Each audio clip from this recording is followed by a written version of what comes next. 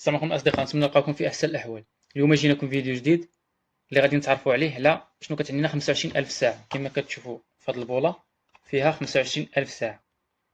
غادي نديروا طريقه اللي هي حسابيه باش نعرفوا شحال من عام كتصبرنا هذه البوله.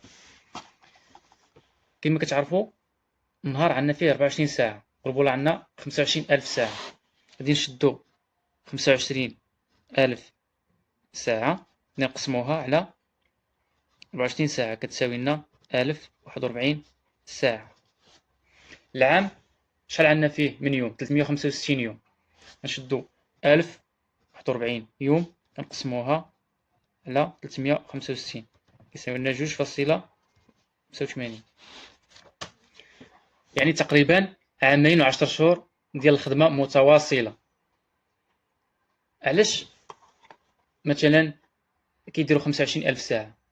لأن كتصبر مدة اللي هي طويلة وما كتحرقش دغيا. قبل ما تاخد مثلا البولة ولا مثلا الكاميرات اللي كيخدموا 24 ساعة على 24 ساعة تقدر تعرفها شحال المدة تقدر تصبر معاك. هنا فين كتعرف باللي العمر ديال البولة ولا ديال الكاميرات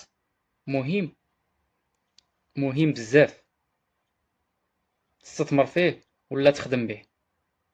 نتمنى الشرح يكون نال الاعجاب ديالكم. ما تنسوناش دائما بالاشتراك وخلي لنا شي تعليق، قول لنا واش فايت لك حسبتي هذا الحساب هذا ولا لا. تحياتي للجميع وشكرا.